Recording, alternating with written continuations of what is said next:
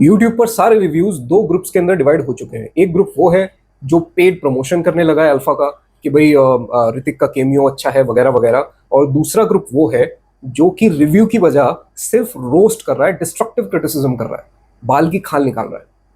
तो मैं इन दोनों में से किसी ग्रुप्स के अंदर नहीं हूँ, ना मेरे इतने सब्सक्राइबर्स हैं कि मैं किसी चीज़ को इन्फ्लुएंस कर सकूँ पॉजिटिव या नेगेटिव वे में। और जितने लोग मेरी वीडियो देखते हैं वो एटलीस्ट मुझे ऐसा लगता है कि इस उम्मीद में देखते हैं कि ये बंदा तो सच बोलेगा, किसी एक ग्रुप के अंदर नहीं है, he is not a partisan. सच सुनना है, ये सुनना है कि आपके पैसे देकर आपको ये फिल्म थिएटर में देखनी चाहिए या नहीं, तो ये रिव्यू आपके लिए है। एक्शन जॉनरा के अंदर फीमेल सेंट्रिक फिल्म बनाने के अपने ही बहुत सारे चैलेंजेस होते हैं। For example, justifying the action hero image, looking pretty while doing so, bringing business to theatres, और एक ऐसी रिलेटेबिलिटी क्रिएट करना ऐसी फील्ड के अंदर जो डोमिनेटेड एंड लव्ड बाय है mostly males. So let me give you a spoiler free plot summary, क्योंकि ट्विस्ट एंड टर्न सिर्फ तब के लिए बने होते हैं जब आप पहली बार फिल्म देख रहे हो। और जिन लोगों को डिस्ट्रक्टिव क्रिटिसिज्म करना है, जिनको एक्चुअली फिल्म को बर्बाद करना है इन्फ्लुएंस करके, वो लोग इसके जो सीक्रेट्स हैं, स्टोरी लाइंस हैं, वो रिवील कर रहे हैं अपने रिव्यू के अंदर ही। तो मैं ऐसा नहीं करूंगा पूरे रिव्यू के अंदर। बेसिक स्टोरी लाइन जो होती है वो ये होती है। ट्रेलर में भी तुमने देखा होगा कि जो बॉबी देओल है वो बहुत ज़्यादा उसको क्रेज़ है कि हमारे जो सोल्जर्स हैं वो बिल्कुल अल्फा लेवल हो, एक अलग ही ग्रेड के सोल्जर्स हो जिनको कोई डिफीट ना कर सके।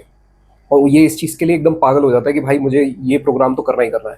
तो उसके लिए होता ये है कि कई सोल्जर्स पे वो एक्सपेरिमेंट करता है, लेकिन कई बार वो जितने भी एक्सपेरिमेंट्स होते हैं वो असफल हो जाते हैं। नाउ व्हाट ही डज कि वो एक बच्ची को ले आता है और उस बच्ची के ऊपर बचपन से ही एक्सपेरिमेंट्स चालू होते हैं, और उसको पूरा ट्रैक किया जाता है कि इसके ऊपर अल्फा प्रोग्राम हम जो इसको ट्रेन कर रहे हैं, जो भी चीज़ें इसके साथ कर रहे हैं, वो इसके ऊपर रिएक्ट कैसा कर रही है। और अल्टीमेटली वो बच्ची आलिया भट्ट होती है, और जो होती है वो अल्फा सोल्जर बन जाती है। और उसके बाद की जो भी कहानी है कि कौन सही है कौन गलत है, बॉबी देओल जो भी कर रहा होता है वो क्यों कर रहा होता है, और अनिल कपूर का क्या रोल है, ये सारी चीज़ें आपको फिल्म के अंदर ही देखने को मिलेंगी। और बजाय कि किसी रिव्यू में, ये फिल्म के अंदर ही देख लो। अगर मैं गेम ऑफ थ्रोन्स की तरह सोचो सारी चीज़ें कि कौन कब मर रहा है, किसके क्या ट्विस्ट एंड टर्न्स है, कौन किसका बेटा है, किसने किसी को कैसे देखा, ये सारी चीजें मैं अगर आपको रिव्यू में बता देता, या कोई भी गेम ऑफ थ्रोन्स के रिव्यू में बता देगा, तो गेम ऑफ थ्रोन्स आप देखोगे क्यों? बात तो सही है। So I divided the video into few parts, जिसके अंदर ऐसा है कि मैं पहले स्क्रिप्ट के बारे में बात करूंगा, फिर डायरेक्टर, सिनेमाटोग्राफी, एक्शन जो एक बहुत बड़ा स्फेयर है इसके अंदर, एंड एट द एंड में अपना वर्डिक्ट दूंगा कि ये फिल्म आपको देखनी चाहिए कि नहीं देखनी चाहिए। And trust me, I am not favouring और जस्ट गोइंग अगेंस्ट कि मैं रोस्ट करने वाला हूँ या फेवर करने वाला हूँ। I won't do either. So my name is Poros Prashwala. I'm a script supervisor, screenwriter, and a traditionally published author. And this is That Scripter.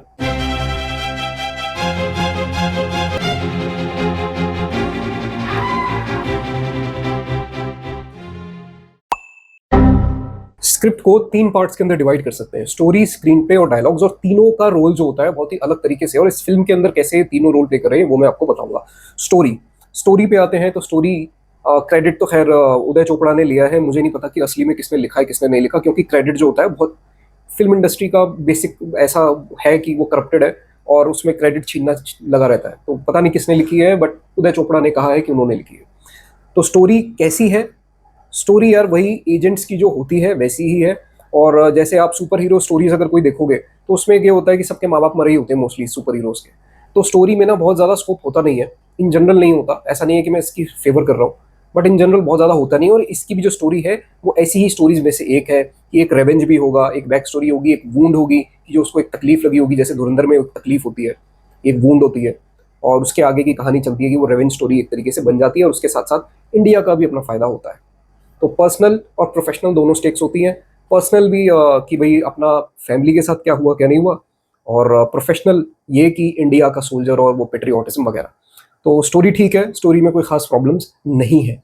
Screen play ऐसा ज़रूर है कि मैंने अपना फ़ोन बार बार चेक नहीं किया, पेस अच्छी है, लेकिन बहुत सारे ब्लंडर्स हैं। अब ब्लंडर नंबर 1 पे आते हैं। सबसे पहले एक गिनी पिग आता है।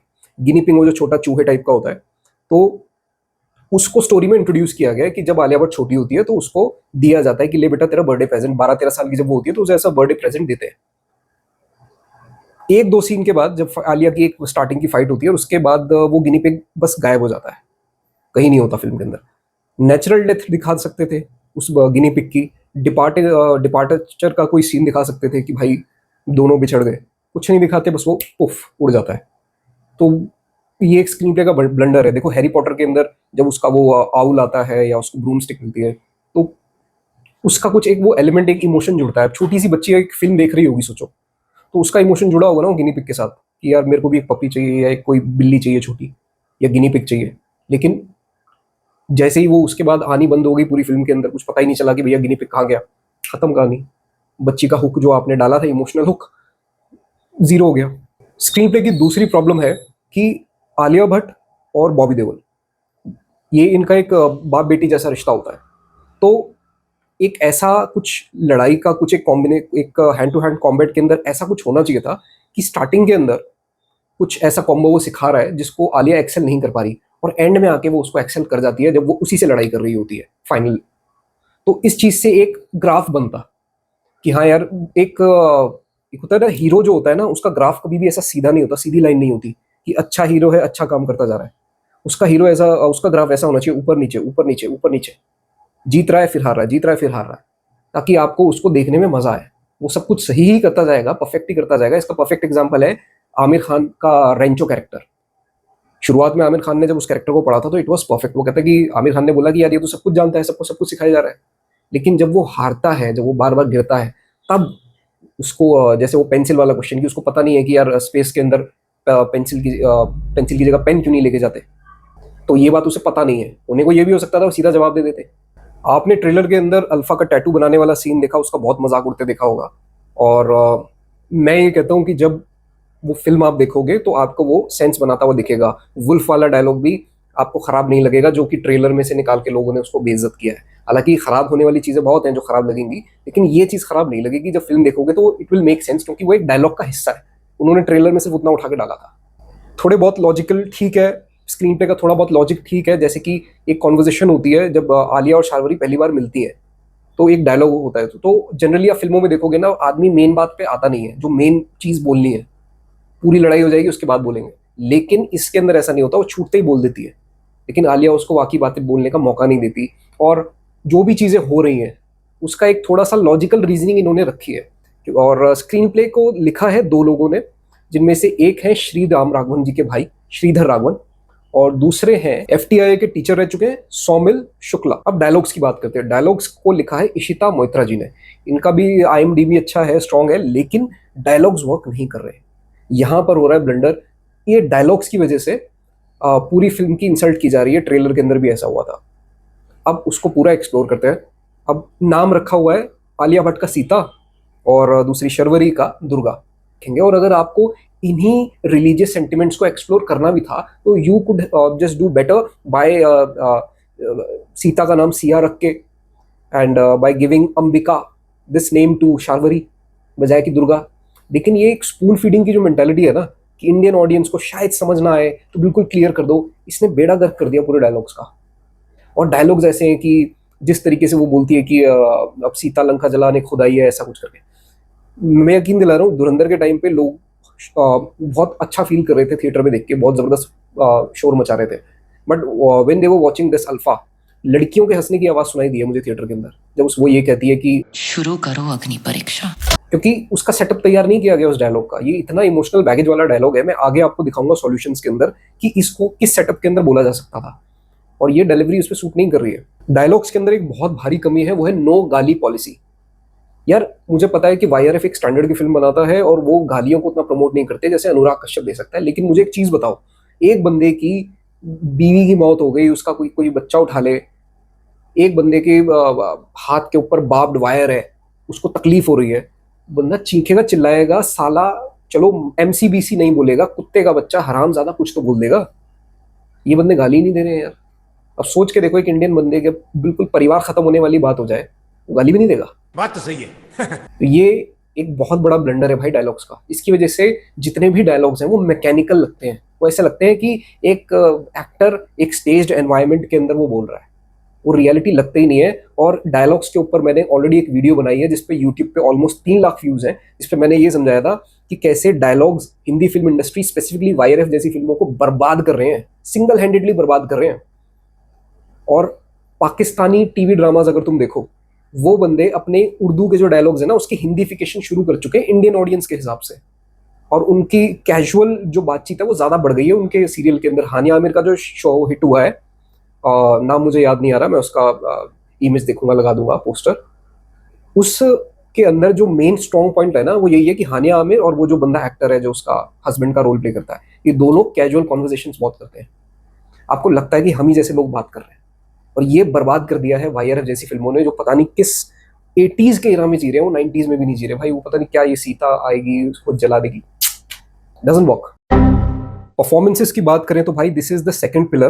तीन पिलर्स मैं आपको देता हूं जो जिन्होंने इस फिल्म को डुबाया या जो डुबा रहे हैं, जितना भी डुबा रहे हैं। वो नंबर वन, डायलॉग्स, बर्बाद कर दिया उन्होंने इस फिल्म को। दूसरा, परफॉर्मेंसेस, स्पेशली बॉबी देओल की। तीसरा है एक्शन। अभी सेकंड की बात करते हैं, परफॉर्मेंसेस। आलिया भट्ट का लोग बहुत मजाक उड़ा रहे हैं कि वो ऐसा फर्र कर रही है या ऐसा हा करके आवाज निकाल रही है। भाई देखो, मुझे पर्सनली वो अच्छा लगा, मुझे प्रॉब्लम हुई बॉबी देओल से। अब आलिया भट्ट का वो परफॉर्मेंस क्यों अच्छा लगा वो मैं बताता हूँ। जनरली आप देखोगे कि कोई भी ऐसा स्पाई या ऐसा कोई रोल होता है ना, एजेंट वगैरह, तो वो इस तरीके से होते हैं कि बिल्कुल डेड डेड इनसाइड और कोई फेस एक्सप्रेशन नहीं, एक टफ लुक देना ये और वो। तो कम से कम आलिया ने उस चीज़ को थोड़ा सा फील किया कि जब वो अकेली भी लड़ रही है तो सिर्फ लड़ नहीं रही। आप कई शॉर्ट फिल्म्स हैं, मैंने यूट्यूब पे रिकमेंड भी की हैं, अगर आपने देखोगे आप सीधी लड़ाई का सीन ही देखते रहोगे क्या? ऑफ कोर्स आपको उसका बिल्डअप चाहिए, उसको कुछ इंटरेस्ट चाहिए। तो परफॉर्मेंस मुझे आलिया भट्ट की अच्छी लगी, शार्वरी की भी अच्छी लगी। प्रॉब्लम आई है भाई ये बॉबी देओल और अनिल कपूर जी से। अनिल कपूर जी ने फिर भी एक दो बार थोड़े इमोशंस दिखाए हैं। भाई बॉबी देओल, आप फिल्म शुरू होती है तो देखो, स्क्रीन पे का एक रूल है सिड फील्ड का कि शुरुआत के 10 मिनट अगर फिल्म के आपको अच्छी नहीं लगे तो उसके बाद का आपका मूड खराब हो जाएगा। जैसे कि सुबह अगर आप खराब हुई तो पूरा दिन खराब। बॉबी देओल जब शुरुआत करता है ना, मेन उसी से शुरुआत होती है सारी चीजें। उसकी हरियाणवी जो भी दिल्ली एनसीआर के आसपास के लोग हैं, सारे यूट्यूबर्स भी मोस्टली जो रिव्यू करते हैं वो भी दिल्ली एनसीआर के आसपास के हैं। तो यार उसकी हरियाणवी इतनी खराब है ना, गुद्दा यूं कर रहा है, केस है, वो मतलब इतना बेसिक खराब कर रहा है ना वो आदमी कि आपको बिल्कुल बुरा लगता है। और मैकेनिकली डायलॉग्स बोले जा रहे हैं। एक सीन आता है, एक्शन सीन आता है, जिसके अंदर बार्ब्ड वायर, वो जो बाउंड्री पे, इंडिया पाकिस्तान की बाउंड्री पे तारे नहीं लगी होती कांटे वाली, तो वैसे हाथ पे लपेट देती है आलिया उसके, और लड़ाई हो रही होती है, और उसके ये बार्ब्ड वायर ऐसे कहीं जा रही होती है, जो वो एक मशीन होती है उसके अंदर, वो पिस जाएगा अगर वो नहीं निकालेगा। वो बंदा बार्ब्ड वायर लग के ऐसे खींच रहा है और उसके बाद मार रहा है, आवाज नहीं निकलती भाई उसके मुंह से। तो सोच के देखो, किसी बंदे के साथ ये हो रहा हो, मतलब कोई ऐसा तो नहीं है वो रोबोट है, इंसान था। तो इतनी वाहियात परफॉर्मेंस, मतलब कई लोग बोलेंगे बॉबी देओल ने ये कर दिया वो कर दिया, भाई कुछ भी नहीं किया। एक मराठी यूट्यूबर ने तो ये तक बोला है कि बॉबी देओल जब हरियाणवी बोल रहा है तो अच्छा लग रहा है। ट्रस्ट मी, मैं दिल्ली एनसीआर में रहता हूँ, हरियाणवी का हाँ नहीं बोला गया उस आदमी से। नहीं बोलता ना तो ज्यादा अच्छा था।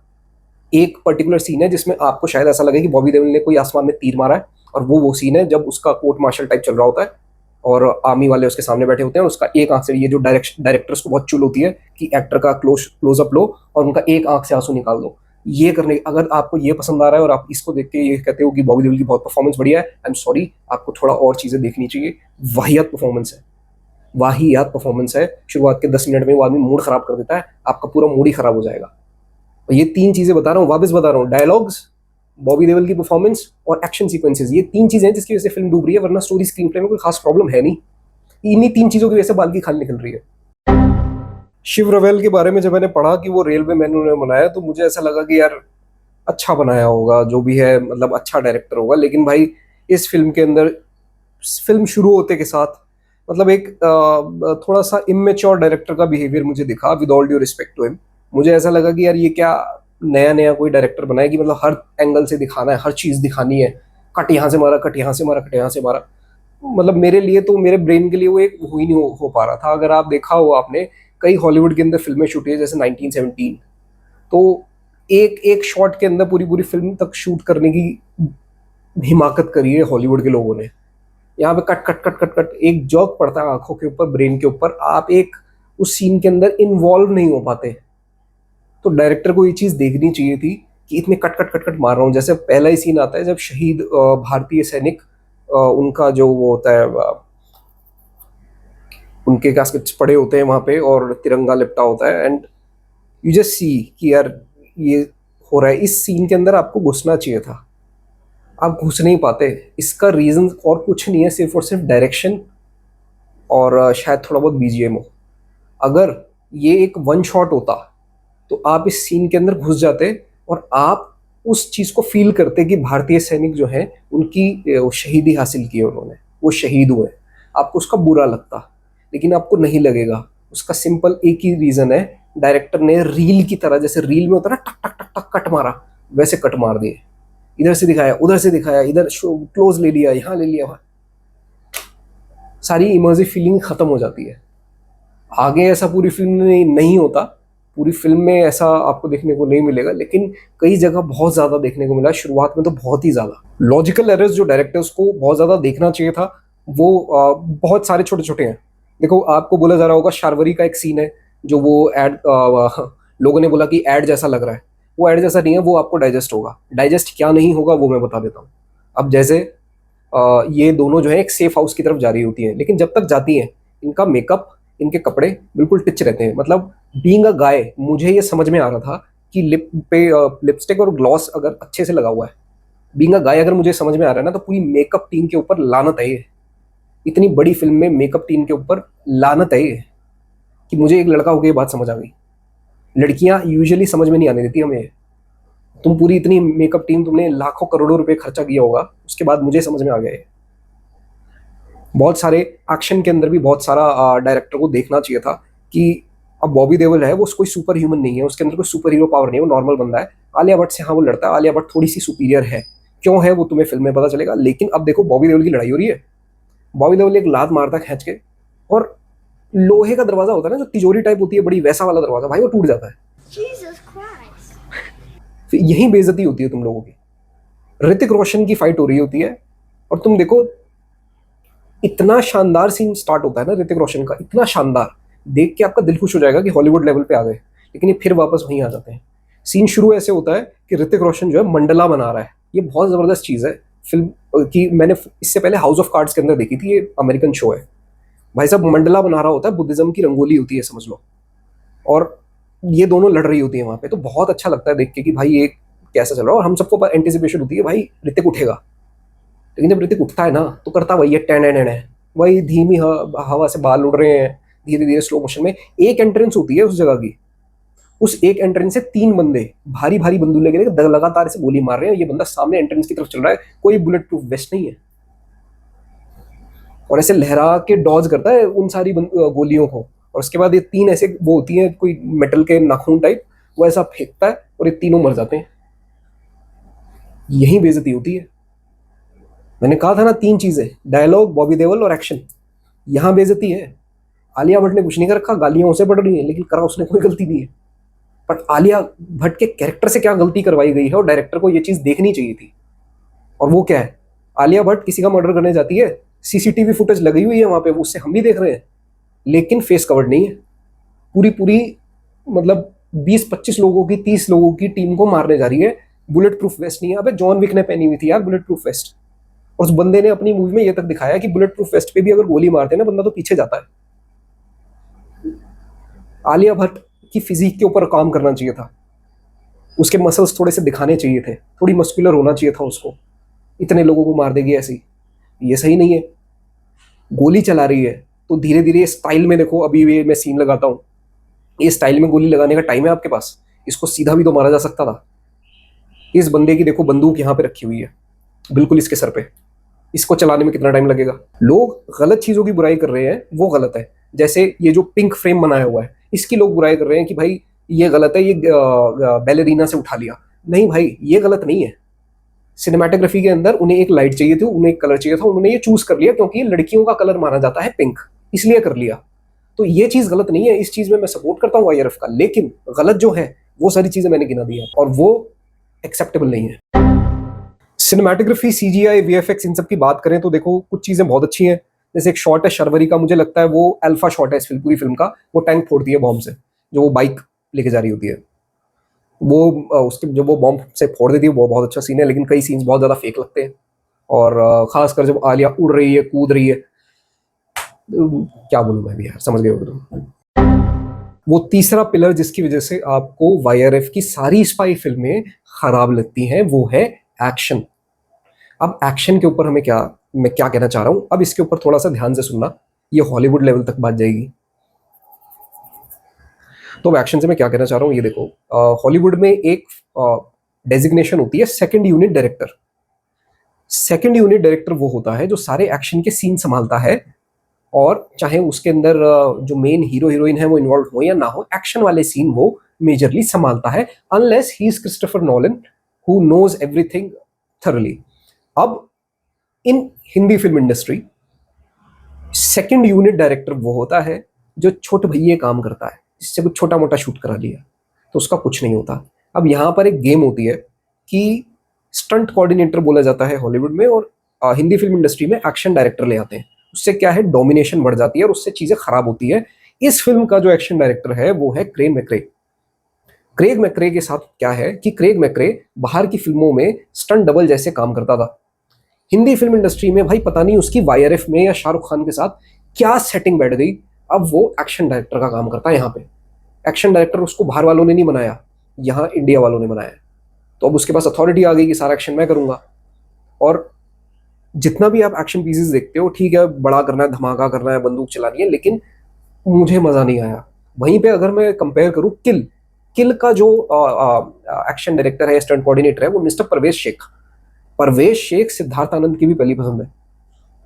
और किल का एक्शन जो हैंड टू हैंड कॉम्बैट है, अगर एक्शन को डिवाइड करें तो तीन चीजों में कर सकते हैं। हैंड टू हैंड कॉम्बैट जिसके अंदर कोई वेपन नहीं है, दूसरा छोटे वेपन्स, तीसरा बड़े वेपन्स, और एक्सप्लोजन वगैरह को तो साइड ही रखो। तो एक्सप्लोजन वगैरह इस फिल्म के अंदर ठीक है, थोड़ा बहुत ठीक ठाक है, लेकिन हैंड टू हैंड कॉम्बैट जो होता है ना, वो जान होती है किसी भी चीज की, देख के आपको रियल लगता है। जैसे किल अगर आपने देखी है तो आपको रियल लग रहा है। क्यों लग रहा है? परवेज शेख ने उस हिसाब से डिजाइन किया है इस फिल्म के अंदर। अब मुझे लगता है कि ये वाईआरएफ की फिल्में ना एक 5 स्टार खाने की तरह होती है, कि खाने से ज्यादा प्लेट का पैसा है, तो प्लेट को बड़ा सजा के लेकर आओ। तो इसलिए क्रेग मैकरे को ले आया कि भाई गोरी चमड़ी का आदमी आएगा तो सही बताएगा, इंडियन आदमी आएगा तो गलत बताएगा। जबकि तुम किल के हैंड टू हैंड कॉम्बैट देख लो कितने बिलीवेबल है, और ये अल्फा के देख लेना। अल्फा के पूरे एक्शन सीक्वेंसेस के अंदर मैं आपको बता रहा हूँ, सिर्फ एक हैंड टू हैंड कॉम्बैट है जो आपको रियल लगता है, देख के मजा आता है, वो होता है आलिया भट्ट और शार्वरी के बीच में। उसके अलावा कहीं भी आपको रियलिज्म नहीं देखने को मिलता। उसमें भी थोड़ा सा ओवर द टॉप है, लेकिन वो एक्सेप्टेबल है। वो ऐसा नहीं है कि खराब लगता है, बड़ा मजा आता है मुझे वो देख के। तब मुझे लगा था कि चलो यार अब एक्शन बेहतर होगा। फिर उसके बाद रियलिज्म खत्म कर दिया था लोगों ने परफॉर्मेंसेस से, थैंक्स टू बॉबी देओल। पता नहीं किसको लॉर्ड बॉबी लगता है वो। फिल्म के म्यूजिक की बात करें तो भाई देखो, एक था टाइगर जो फर्स्ट आई थी ना, उस पूरी फिल्म को अगर साइड रख दिया है तो मुझे और कुछ पसंद नहीं आता। लोगों को वॉर पसंद आई थी, मुझे तो वो भी नहीं पाई थी, मैं तो तब से ही बुराई कर रहा हूँ। एक था टाइगर का म्यूजिक मैं आज तक सुनता हूँ, सैयारा, बंजारा, और जो थीम म्यूजिक था जब ट्रेलर शुरू होता है एक था टाइगर का, तो जो थीम म्यूजिक आता है ना, जब आता है कि ये कहानी थी टाइगर की, उसके बाद जो म्यूजिक बजता है, उससे ज्यादा सेक्सी म्यूजिक पूरे वाईआरएफ स्पाई यूनिवर्स में नहीं है। और इस फिल्म का बीजीएम तो बिल्कुल काम नहीं करता। अग्नि है तू अग्नि है कुछ करके वो एक गाना बार बार बजाते हैं, वो इतना वियर्ड, इतना आर्टिफिशियल, इतना थोपा हुआ साउंड करता है कि वो स्क्रीन पे जो एक्शन अगर अच्छा लग भी रहा हो ना आपको, उससे बुरा लग जाएगा। कंट्रीब्यूशन टू स्पाईवर्स की बात करें तो भाई इस फिल्म का कंट्रीब्यूशन स्पाईवर्स में बहुत ज्यादा होना चाहिए था, क्योंकि ये नेक्स्ट जनरेशन जो थी स्पाईवर्स की तैयार हो रही थी। देखो शाहरुख सर, सलमान सर, वो उनकी एज हो रही है, नेचुरली वो पिछड़ जाएंगे, लेकिन अब इट वाज टाइम कि जो यंग लोग हैं वो सब कुछ देखें। लेकिन एक तो ये ऋतिक रोशन के उड़ते हुए, एक प्रेडिक्शन करूं, जब तक ऋतिक रोशन के बाल उड़ते रहेंगे ना ये वायरस स्पाई यूनिवर्स के अंदर, और टेने वाली एंट्री होती रहेगी, तब तक वायरस स्पाइवर्स का कुछ नहीं हो सकता, कुछ भी नहीं हो सकता। और ये एक बहुत अच्छी उम्मीद थी अल्फा की, लेकिन वही 3 पिलर्स, बॉबी देओल की परफॉर्मेंस, डायलॉग्स और एक्शन बर्बाद कर दिया। रीवॉच वैल्यू तो मुझे लगता है इस फिल्म की जो है वो 0 ही है। मुझे नहीं लगता कि दूसरी बार जिंदगी में कोई अपना इस फिल्म को दोबारा देखेगा। एक था टाइगर मैंने दूसरी बार देख ली थी, लेकिन ये तो मैं सवाल पैदा नहीं होता। तो सॉल्यूशंस में नंबर 1 सॉल्यूशन जो है ना, वो है learn from casino royal. Casino royal James bond की बहुत स्पेशल फिल्म है। उसका रीजन क्या है कि कसिनो रॉयल में पहली बार जो है वो एक नया जेम्स बॉन्ड दुनिया को देखने को मिल रहा था, और पियर्स ब्रॉसनन जैसे हैंडसम आदमी के बाद ना लोगों को डेनियल क्रेग बर्दाश्त हो नहीं रहा था। वो यार ये कैसा बंदा ले आए तुम। लेकिन उन्होंने एक बेंचमार्क सेट कर दिया था कसिनो रॉयल से। डायरेक्टर चेंज नहीं किया, डायरेक्टर नहीं बदला, लेकिन थॉट प्रोसेस बदली, उसको अपडेट किया। यही होना चाहिए वाईआरएफ स्पाईवर्स में कि अपनी थॉट प्रोसेस को बदलो। ये ऊपर के एलिमेंट्स बदलने से कुछ नहीं होता। थॉट प्रोसेस, जैसे आप इंडियन ऑडियंस को बेवकूफ समझना बंद करो, जो डायलॉग्स के थ्रू आप सब कुछ ऐसा बच्चों की तरह फीड करना चाहते हो। Don't do that. धुरंधर में क्या क्या चीजें नहीं लोगों ने ढूंढ ढूंढ के निकाल ली यार। और अब मैं बात करता हूँ जेम्स बॉन्ड की, कि उससे क्या सीखना चाहिए। देखो जेम्स बॉन्ड कसिनो रॉयल से जो पहले बन रही थी ना, उसके अंदर जेम्स बॉन्ड का क्या काम होता था? उसका काम होता था कि भाई कोई गैजेट ले आया, किसी लड़की को इंप्रेस कर लिया, वगैरह वगैरह। लेकिन कसिनो रॉयल जब बनी, तो कसिनो रॉयल जो है ना, वो जेम्स बॉन्ड की सबसे पहली नॉवेल है, कि शुरुआत की कहानी की कैसे बंदा जेम्स बॉन्ड बनता है, ओरिजिन स्टोरी, जो कि अल्फा में करना था। उसके अंदर क्या होता है कि वो बहुत ही फॉल्ट से भरा हुआ एक इंसान दिखाया गया है। पार्कोर सीन होता है। आप देखो जेम्स बॉन्ड जब कसिनो रॉयल में जब कहीं से कूद के ऐसे लैंड करता है तो वो गिर जाता है। और हमारे यहाँ अल्फा के अंदर, चलो आलिया भट्ट एक प्राइम अल्फा लेवल सोल्जर है, उसका समझ में आता है कि वो फाइट करिए। शार्वरी भले ही वो कितनी भी स्ट्रांग हो, लेकिन वो भी परफेक्टली फाइट कर रही होती है। टोकन के लिए, एक बस दिखाने के लिए एक गोली मरवा दी जाती है, लेकिन वो फाइट परफेक्ट कर रही होती है सारे बंदों से, ट्रेंड बंदों से। यार तुम कैसे लड़ रहे हो? तो ये चीजें उनको सीखनी चाहिए वायर ऑफ स्पाइवर्स को, कि कसिनो रॉयल से जब शिफ्ट लिया जेम्स बॉन्ड ने, तो किस तरीके से लिया, इस तरीके से अपने आप को रिन्यू करना चाहिए। Even if you consider Christopher Nolan's Batman trilogy, तो बैटमैन बिगिंस के अंदर आप देखो टेक्नोलॉजी का कैसा इस्तेमाल है। जो उस वक्त के पास बेस्ट थी उन्होंने वो किया। उसके बाद जब आप देखते हो डार्क नाइट राइजेस, तब जो टॉम हार्डी और ब्रूस वेन के बीच में फाइट होती है, वो कितनी रियल लगती है। जो प्लेन से गिरने वाला सीन है वो कितना रियलिस्टिक है। ये चीज़ें आपको सीखनी पड़ेंगी कि आप जो कर रहे हो वो रियलिस्टिक लगे। बिल्कुल रियलिस्टिक नहीं लगता है वायर ऑफ स्पाइवर्स में। वॉर 2 का तो एग्जांपल है ही मेरे पास, बेस्ट एग्जांपल है वो, क्या नहीं करना चाहिए आपको। सॉल्यूशन नंबर 2 है टोकनिज्म को हटाओ अपनी फिल्मों से। काम को करना है तो मैंने धुरंधर का जब रिव्यू बनाया था तो मैंने ये बताया था कि धुरंधर ने एक बेंचमार्क सेट कर दिया है कि अब आप जल्दी जल्दी चीज़ें नहीं कर सकते। मैंने आपको शुरुआत में बोला कि अल्फा ऐसी फिल्म है कि आप अपना फ़ोन नहीं उठाओगे इंस्टाग्राम चेक करने के लिए बीच में, लेकिन ये फिल्म आपको इतना बांध नहीं पाएगी कि इसके कैरेक्टर्स को चोट लगेगी तो आपको कुछ फील होगा। जबकि धुरंधर के अंदर वो जूस वाला, शेक वाला भी मरता है, आपको फील हो जाता है। तो वक्त देना पड़ेगा। टोकनिज्म का मतलब होता है ऊपर ऊपर से काम करना, तो उससे फर्क नहीं, अभी काम नहीं चलेगा, घुसना पड़ेगा। मेरे हिसाब से अल्फा को 2 पार्ट में तसल्ली से अच्छे से बनाना चाहिए था। तो खैर, सेकंड यूनिट डायरेक्टर्स को बहुत अच्छे से ट्रीट करना चाहिए, उनको ड्यू क्रेडिट और ड्यू पैसा मिलना चाहिए। सेकंड यूनिट डायरेक्टर्स वो एक्शन डायरेक्टर्स के अंदर नहीं होने चाहिए। देखो क्रेग मैक्रे कितना भी तगड़ा बंदा हो, है वो बाहर का, उसे इंडियन स्टोरी टेलिंग का उतना अंदाजा नहीं है, तो उसे नहीं पता कि वो क्या कर रहा है। उसको बस ये बताया गया होगा कि भाई एक जेम्स बॉन्ड लेवल है, कि ये सुपर स्पाई है, ये कर देगी वो कर देगी, वो अपने हिसाब से अंडरस्टैंडिंग लेके जाएगा। लेकिन इंडियन डायरेक्टर कोई उसके ऊपर एक अपर हैंड देने वाला होता तो वो उसको बेहतर समझाता। अब ये शाहरुख खान का एक्शन डायरेक्टर तो किसी फर्स्ट टाइम फिल्म डायरेक्टर से सुनेगा नहीं, तो सेकंड यूनिट डायरेक्टर से क्या सुनेगा? वो अपने मन की करेगा, ईगो क्लैशेस होंगे, फिल्म खराब होगी। Nokia syndrome of YRF. देखो यार, नोकिया सिंड्रोम से मैं कह रहा हूँ कि किल दिल करके एक फिल्म थी, रणवीर सिंह, गोविंदा जी वगैरह सब थे उसके अंदर। तो उसमें एक सीन आता है, एक छोटा सा बच्चा रो रहा होता है और गोविंदा सर को पलट के उसको देखना होता है। गोविंदा सर ऐसे करके एकदम हीरो की तरह पलट के देखते हैं। अब ये चीजें होती थी 80s 90s में। तो ये जो हीरो बनती है ना, स्टाइल से गोली मारना, ऋतिक रोशन की entry, worst thing YRF does, ये सारी चीजों को आपको एलिमिनेट करना होगा। धुरंधर में कोई ऐसा स्लो मोशन की एंट्री को खास ऐसी किसी की होती नहीं है कि कभी भी लड़ेगा, टेन पहले म्यूजिक बजेगा, समझ रहे हो ना। लोगों को लगता है nepotism is the problem, but according to me unsustainable favouritism is the problem. मैं इसके ऊपर एक पूरी वीडियो बनाऊंगा जिसके अंदर मैं इस प्रॉब्लम को डिफाइन करूंगा और ये बताऊंगा कहाँ तक ये पूरी फिल्म इंडस्ट्री को और पूरी इकोनॉमी को मार रही है। देखो, नेपोटिज्म तो नेचर ने दिया है। शेर शिकार करके लाएगा तो मांस अपने बच्चों को ही देगा, वो ये नहीं देखेगा कि भेड़िए के बच्चे ज्यादा डिजर्व करते हैं। तो नेपोटिज्म तो नेचर में ही है।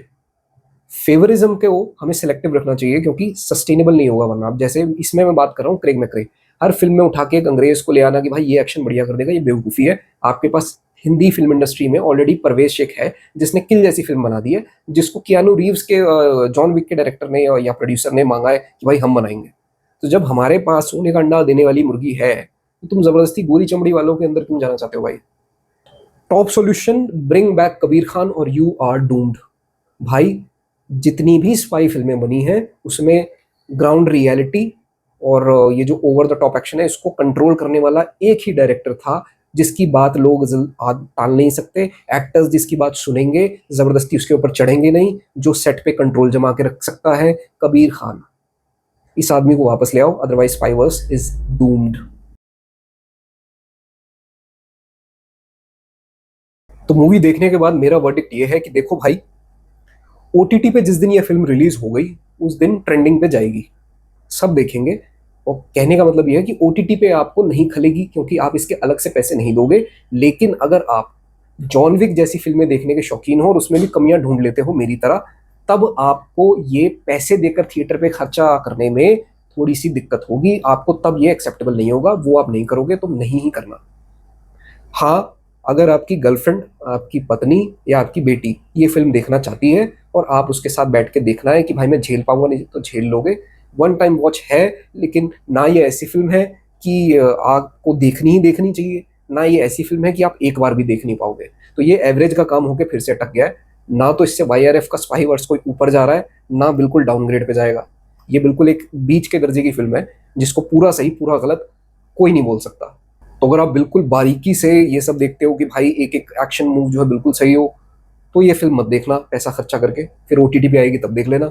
लेकिन अगर आपको ऐसा है कि भाई किसी गर्लफ्रेंड के साथ जाना है या दोस्तों के साथ कुछ ऐसी फिल्म देखनी है जिसमें ज़्यादा दिमाग ना लगाना पड़े, एंटरटेनमेंट भी हो जाए, वो उस हिसाब से आप देख सकते हो तो देख सकते हो। So this is it guys.